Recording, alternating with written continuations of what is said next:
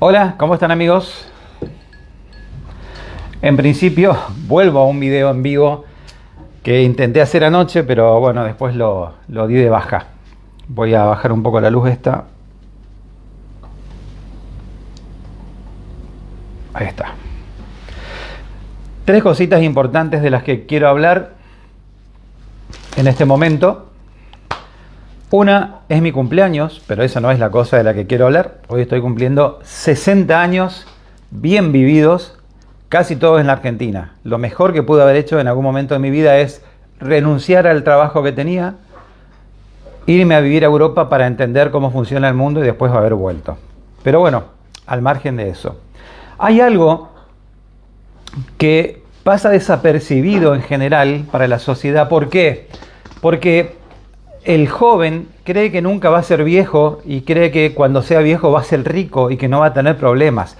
Y sobre todo en este contexto en el que estamos viviendo, en el que todos creen que van a ser ricos, entonces cualquiera que vende su motito, compra cripto y todos tienen un montón de plata que no la pueden sacar de ningún lado, pero son millonarios en criptos y en cosas, pero viven como secos, como crotos.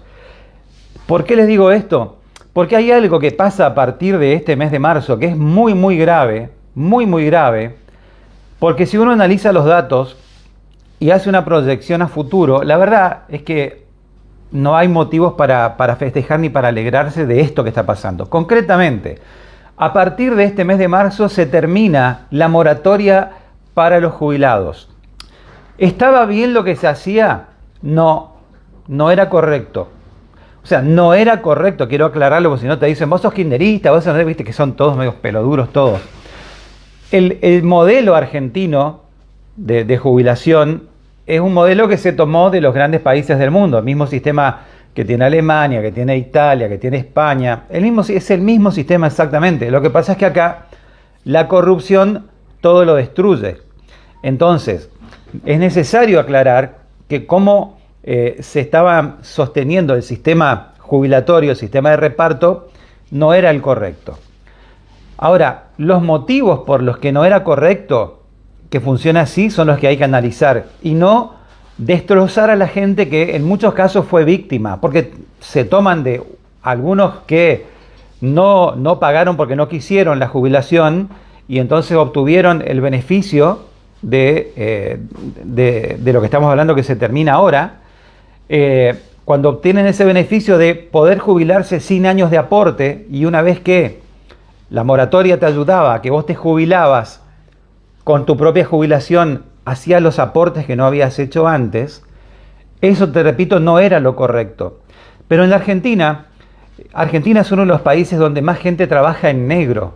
Entonces cuando vos sos joven y te crees súper poderoso, y que nunca te va a pasar nada, y que los viejos son unos viejos que no sirven para nada, y que ni siquiera te tomás el trabajo de pensar que esos viejitos de ahora fueron como vos hace años atrás, y en muchos casos fueron víctimas del sistema en el que vivían, de empleadores que lo negrearon y no hicieron los aportes, y en algunos casos gente viva que después obtuvo una jubilación sin merecerla.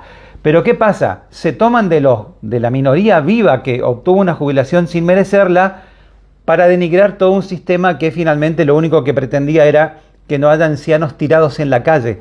Porque escuchá este dato, escuchalo. De cada 10 personas que se jubilaron en los últimos años en la Argentina, 9 se jubilaron por la moratoria. ¿Escuchaste? De cada 10 personas que se jubilaron en Argentina en los últimos años, 9 lo pudieron hacer por la moratoria.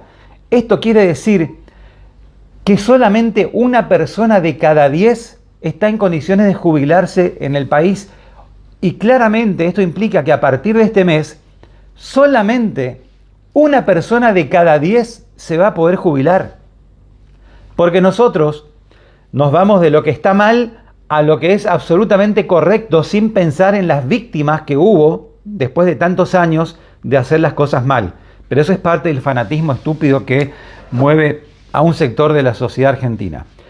Entonces, que te quede claro, no sé cuál es tu edad, ni me interesa mucho, pero necesito que vos hagas una proyección a futuro de lo que va a pasar. Porque no solo que 1 de cada 10 trabajadores se va a poder jubilar a partir de este año, sino que sigue habiendo un empleo negro del 60% de la población. O sea que cuando esta gente que ahora es, como todo joven, cuando vos sos joven sos inmortal, no te va a pasar nada, bla, bla, bla, bla, bla.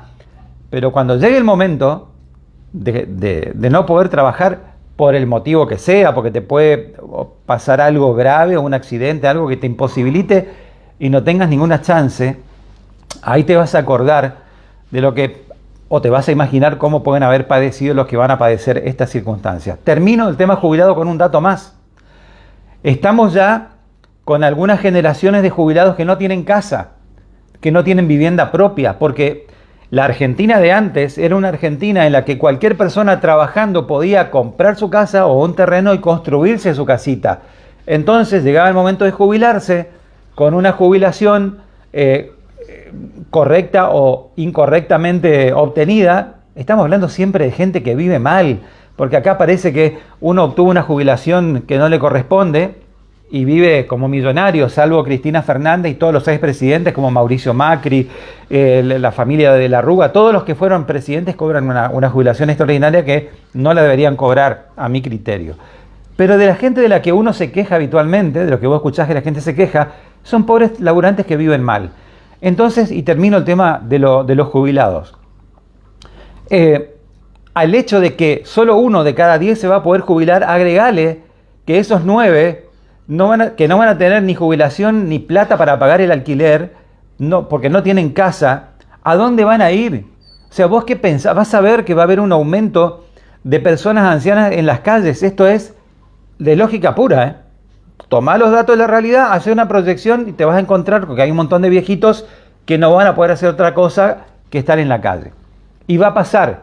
Aumentó un 55% la cantidad de personas en el último año y medio viviendo en las calles, en la provincia de Buenos Aires, capital federal, en Cava.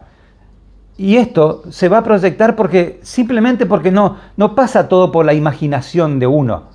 O sea, no, porque yo creo que, yo me imagino que, yo tengo esperanza que, yo confío que. Entonces, toda la estúpida imaginación de un montón de personitas que no tienen capacidad de análisis, te encontrás con que terminás, y acá se queda de lado el tema de los jubilados, vos te encontrás con que para hacer una proyección de futuro de Argentina, vale más para gran parte de la población argentina la esperanza y la fe que tengan por sobre los datos de la realidad que te indican cuál es el futuro que te espera. O sea, los datos de la realidad, como esto que te estoy contando, que va a pasar porque hay un montón de jubilados que no van a tener ni trabajo, ni dinero, ni casa, ni asistencia médica, porque no la van a tener, indefectiblemente van a estar en las calles. Entonces hay un sector de la sociedad muy tontito que cree que porque en su imaginación el futuro de ellos va a ser esto y bla, bla, bla, bla, y vos le decís, no va a pasar eso. No va a pasar porque no hay ninguna posibilidad de que un país sin industrias llegue a ese modelo del que vos creés que vas a ser protagonista. Porque un país sin industrias y endeudado con 400.000 millones de dólares, 110.000 que pide Milei en un año nada más, incoherentemente en función de la ideología que decía que pedirle préstamos al Fondo Monetario era una cosa inmoral.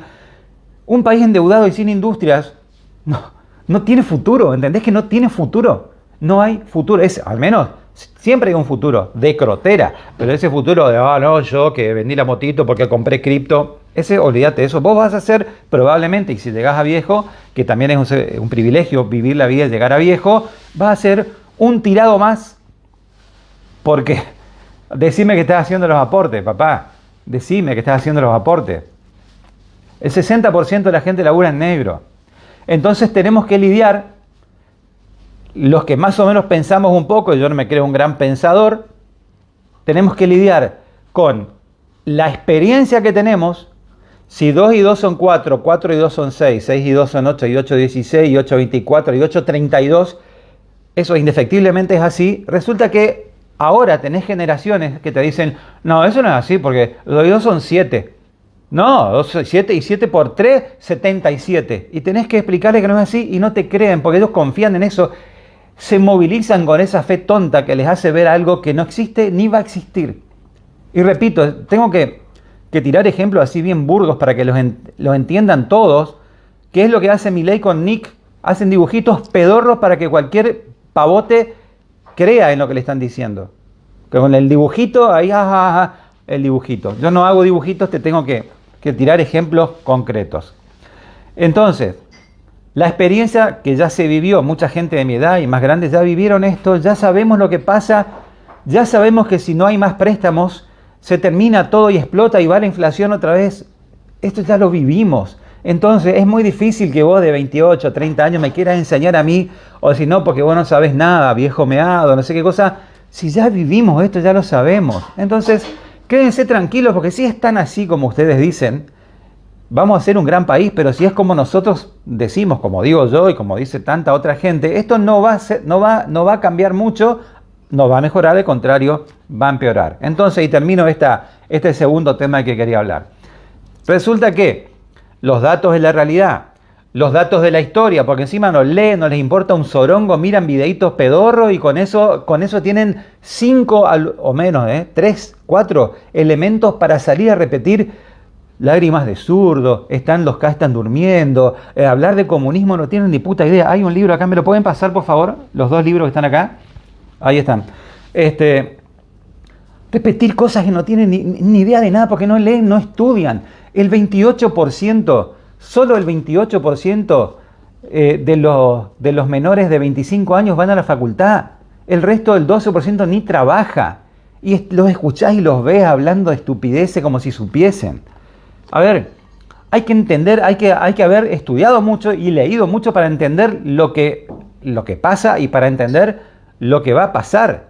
Cuando vos escuchás a gente hablar de comunismo y qué sé yo, tengo otro libro acá que es más nuevo, que se llama Capitalismo, nada más, porque el comunismo ya no existe, pero vos escuchás gente hablar de comunismo, porque es la semillita de la ignorancia que le siembran para mandarlos de un lado a otro. Entonces, claro, como a vos te hacen hablar de cosas que no sabés, y entonces Milei te dice, no, porque los chinos no, y vos, los chinos no, no, porque los rusos no, y vos, no, los rusos no. No, porque Brasil no, y vos, no, Brasil no. Y resulta que Milei dice, los chinos son un gran aliado económico. Y vos, los chinos sí. Y después resulta que también vota a favor de Putin. Entonces vos tenés que salir a decir todo lo contrario porque te manejan. Eso es simplemente, te manejan con la ignorancia, papá. Este libro, lo vas a ver al revés acá. El autor se llama Lester Turow. Y el libro se llama La guerra del siglo XXI. Mirá, está re amarillento el libro porque es viejo. Yo lo leí en los años 90 a este libro. Los libros, te hago un paréntesis acá, los libros tienen un ciclo de vida parecido al del ser humano. Cuando vos recién agarrás un libro, como este que es nuevito, tiene un aroma rico, como un bebé, ¿viste? Después con el transcurrir de los años se van avejentando y hay libros que tienen olor a anciano, casi como este, La guerra del siglo XXI. ¿Sabés qué dice este libro de La guerra del siglo XXI? Que yo lo leí en los años 90. Dice que en el futuro las guerras van a ser económicas y que va a haber bloques que van a estar presionando de una forma o de otra para obtener beneficios y demás, y es lo que está pasando. Pero hay gente que la ve hace mucho, y lo triste es que antes la gente que la veía era, en un porcentaje relativo, era mucho mayor que la gente que la ve ahora. Ahora el porcentaje alto es de la gente que la repite. O sea, la gente que repite cosas que le dicen que repitan. Es increíble. Y ese hecho de que termines repitiendo cosas que te hacen repetir, viene al pelo para hablarte de este libro. Este libro se llama ¿Cómo mueren las democracias? Es un libro nuevo. ¿Cómo mueren las democracias? Steve Levitsky y Daniel Ziblatt son los autores. Para que estoy mal de la garganta. Cuando vos lees este libro, ¿Cómo mueren las democracias?, comenzás a entender lo que está pasando, no ahora exactamente, lo que empezó a pasar hace un tiempo. Boluditos repitiendo cosas que no saben. Lo dijo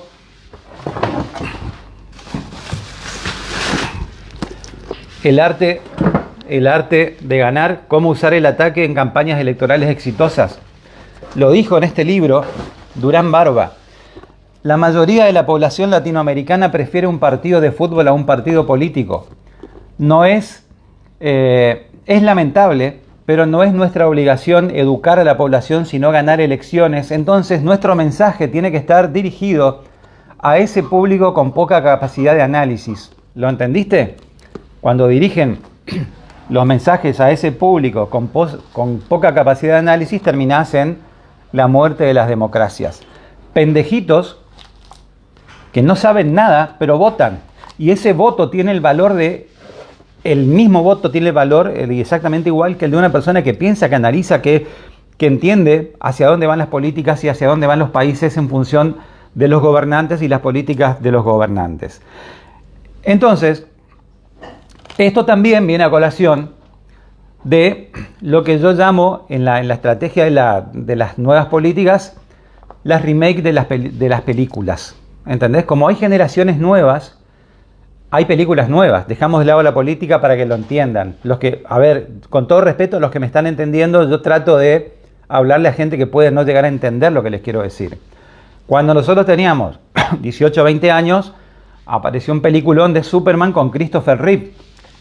Era la imagen de Christopher Reeve, era Superman para nosotros. Igual que la imagen de Powell, creo que era el apellido, en algún momento, que hizo Jesús de Nazaret, y en todas las estampitas y en todos lados aparecía Robert Powell, el protagonista de la película Jesús de Nazaret.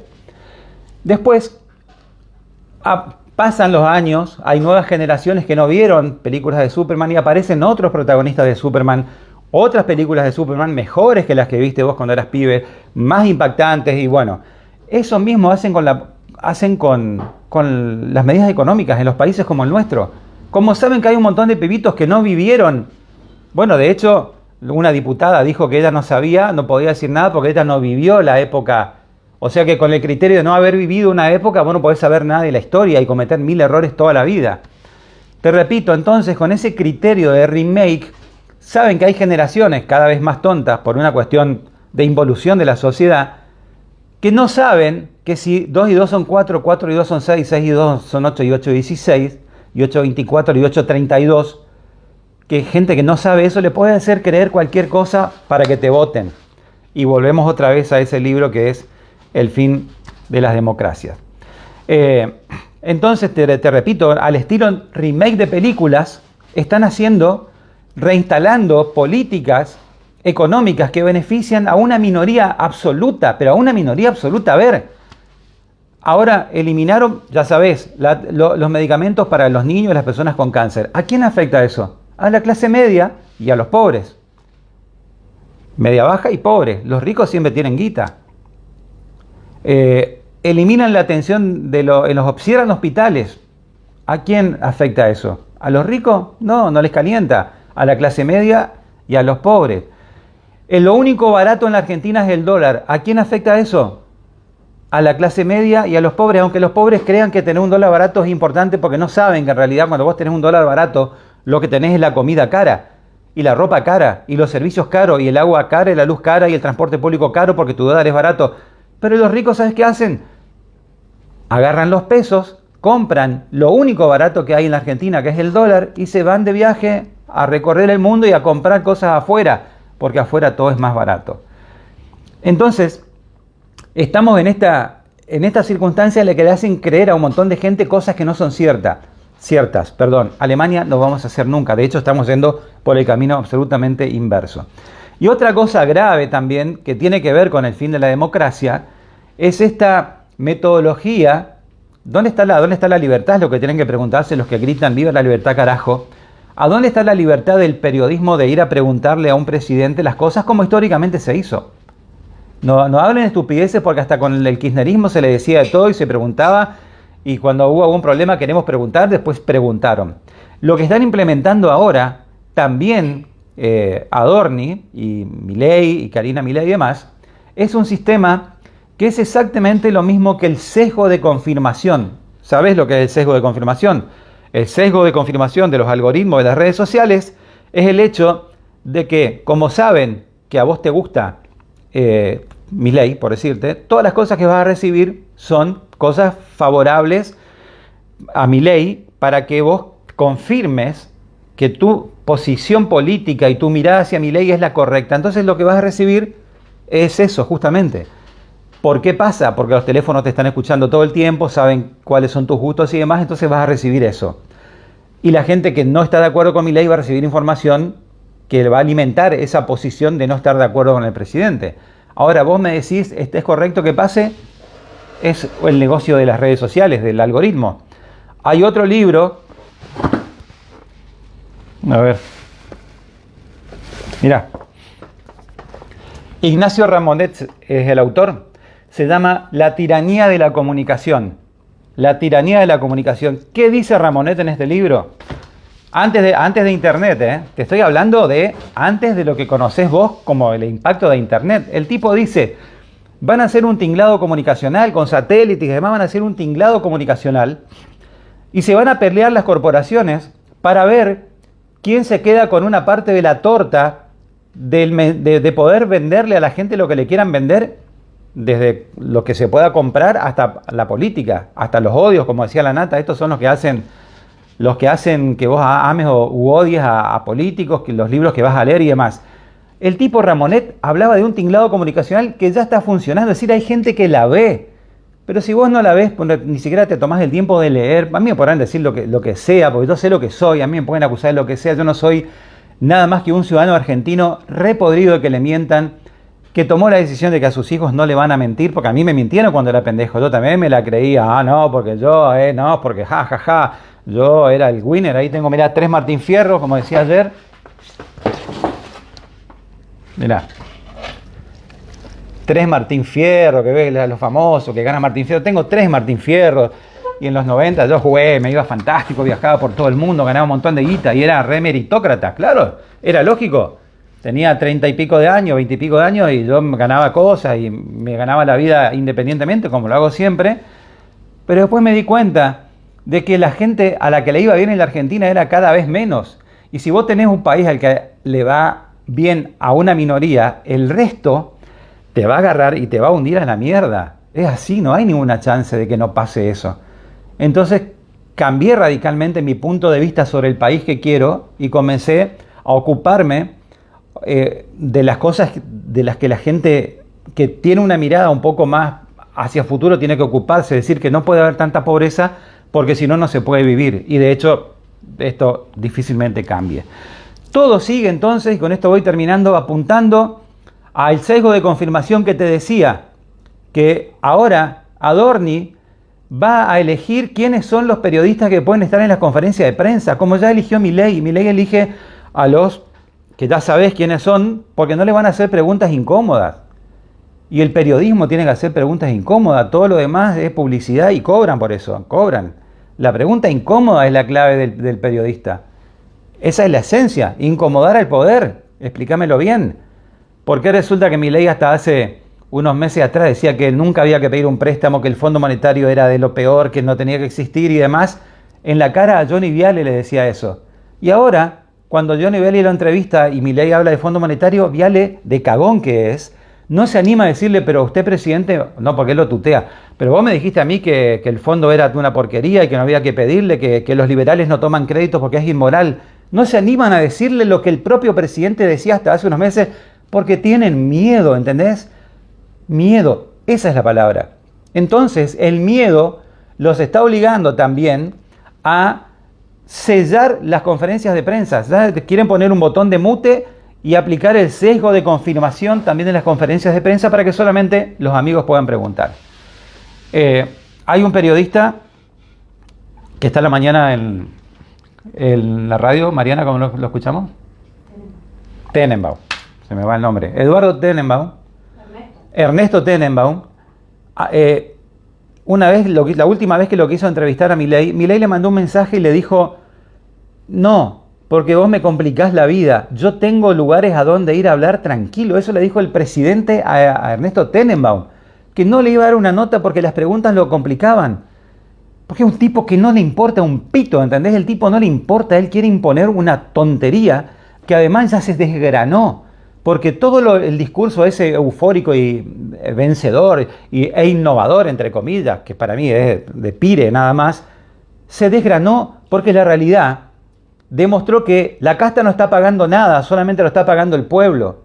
No hay nadie de la casta que esté sufriendo, ni uno solo. Y si vos creés que un empleado público, kirchnerista, ponele, que echaron casi mitad y mitad, kirchneristas y votantes de la Libertad Avanza, si vos creés que un empleado público es la casta y lo echaron y vos estás festejando porque echaron un empleado público, realmente fuiste una víctima fantástica de estos tipos que saben muy bien lo que dice Durán Barba sobre la mayoría de la población latinoamericana que prefiere un partido de fútbol a un partido político. Bueno, toda esta suma de cosas están llevando a la destrucción de la capacidad de análisis de la gente. Bueno, ya la destruyeron hace rato, pero ni siquiera tenés la libertad de preguntar. Hoy el periodismo, además el periodismo que traicionó a su pueblo, los más famosos sobre todo, traicionaron a la gente, y la gente que hizo por propiedad transitiva dijo: no, todos los periodistas son iguales, están todos en la misma bolsa porque la Nata hizo esto, porque fulano hizo esto, porque Viale esto, porque Pelao Trebú, porque los que estaban en 678, porque todos en la misma bolsa. Y hay un montón de gente honesta en el resto de Argentina haciendo periodismo, gente que no conoces porque están en los diarios escribiendo, algunos firman, otros no. Bueno, eso, yo tengo muchas cosas para decir. Lo lindo de esto de ciberperiodismo es que, así como yo, lo único que hice es me puse un teléfono en la jeta, ¿eh? O sea, no hay que, no, teléfono y conocimiento. Teléfono, conocimiento, experiencia y deja el miedo. Porque acá la clave es no tener miedo. Yo no tengo miedo, ¿entienden? Yo digo las cosas como son, no hay nada, yo no estoy mintiendo, yo puedo equivocarme alguna vez. De hecho, la otra vez, no me acuerdo ni qué era, me mandaron un video, yo lo publiqué equivocadamente y cuando me di cuenta que era un error, lo eliminé, lo bajé y lo eliminé. Listo, ya está. Ayer me manda uno que cree que son unos meteoritos cayendo en el mar, un flaco que está en Miami en este momento, y me dice: mira estos meteoritos. Yo publiqué lo de los meteoritos y resulta que era el cohete de Elon Musk que explotó otra vez en el aire. Después lo corregí, lo arreglamos. Pero bueno, hay una nueva forma de comunicarse. Aprovechen los que tengan ganas de decir cosas, se ponen un teléfono en la jeta y empiecen a decir las cosas que hay que decir. Yo nací hace 60 años y lo único que vi durante toda mi vida fue un proceso de degradación que se fue acelerando. Primero parecía que no, parecía que subía, después que bajaba, pero lo que se ve hoy por hoy no es muy halagüeño. Así que bueno, amigos, como siempre les digo, soy José Viñuela, hago ciberperiodismo, hago lo que quiero y digo lo que pienso siempre. Y ahora me tomo el trabajo de mirar los comentarios, de eliminar, de bloquear a los peloduros que no sirven para nada y de agradecer a la gente que sí sigue con ganas lo que estamos haciendo. Y como te digo siempre, yo no tengo un canal de televisión, no tengo una radio. A mí me ofrecieron que yo ponga una radio con plata que no era mía, obviamente, y nunca acepté.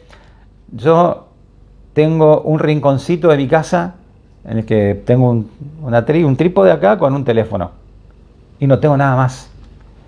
Y no me digas que vos no tenés un rinconcito en tu casa y no tenés un teléfono como para hacer lo que cualquiera puede hacer. Si lo hago yo, lo hace cualquiera. Nos vemos en cualquier momento, hasta chau y muchas gracias a toda la gente que también estuvo saludando por mi cumpleaños. Nos vemos.